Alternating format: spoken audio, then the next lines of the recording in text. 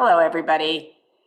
Rav Nadav and I wanted to create a personal greeting to you on Rosh Hashanah. We've been thinking about all of you and realizing we can't imagine that we're here again 18 months into this very difficult period, and we're again facing high holidays that will be a mixture of being in person, on Zoom or YouTube. And we feel a real need to reach out and tell you how much we're thinking about all of you and how much we wish you a really joyous, satisfying, significant holiday season. And we each prepared a small thing to offer to you as part of our greeting. So I'll turn it over now to Rav Nadav.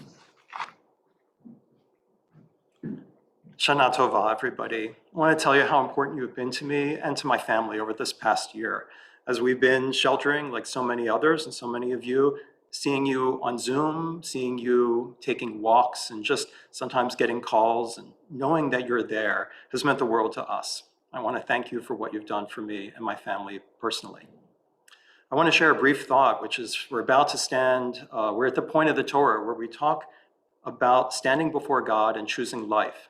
And in that context, the Torah says that the invisible things are seen and known by God, and the visible public things are seen by your fellow person.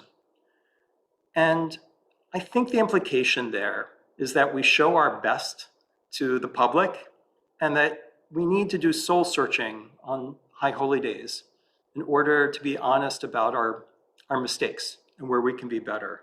I'm asking you this year to flip it. I'm asking you this year to acknowledge that in so many ways, what's been most public this year are our shortcomings. I know that's true for me. Every time I muted on Zoom and I try to unmute, every time I try to teach on Zoom, I feel like a total failure because I can't communicate in the way I'm used to, or I see screens that I'm not sure if anyone's there. So many mistakes and errors and shortcomings have been so visible this year. And so I don't want you to do an inventory of your mistakes. I think what has been invisible this year are all the ways that we have been shining with holiness, all the ways we've been working hard to serve the people that we need to serve, family, to serve friends, to serve those through our professions. And they don't realize all of the extra work that we're putting in order to provide under what would be normal under usual times. So on this high holy days, I ask you to share with God the things you haven't been conscious of, where you've actually been striving to be good, striving to serve others and to serve God.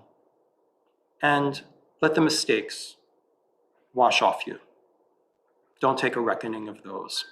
Be before God in this high holy days in your holiness.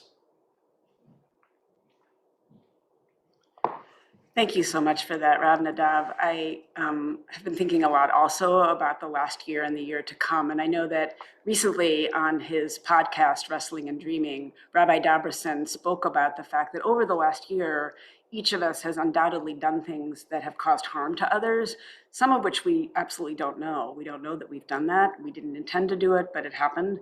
But it's also the case, he reminded us, that we've done things, we may well have done things, likely have done things in the last year that brought joy to people, that lifted them up, that helped care for them during what has been, for different people in different ways, a very challenging period.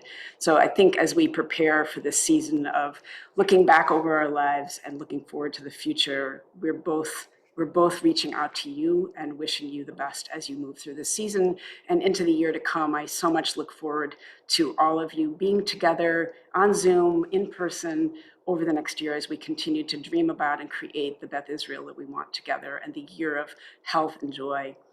What I wanted to offer today is just to take out a line out of Psalm 27, which, as you know, we read traditionally during the month of Elul and through the high holidays.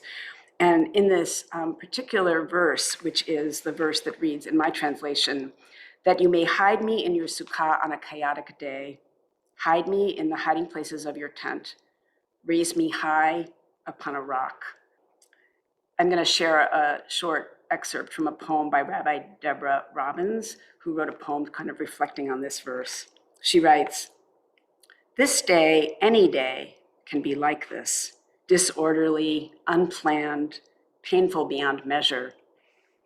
I seek a safe place, a tent to shelter me, to hold the pain.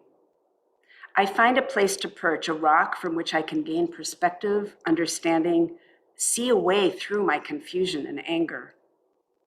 Night turns to day, darkness to light, chaos to hope, and maybe even peace. Empowered and emboldened by the cycle of holiness, I turn again to the sacred work of living, tall and strong in the face of obstacles and enemies. I offer that to you and wish you a Shana Tova, a healthy, fulfilled year to come.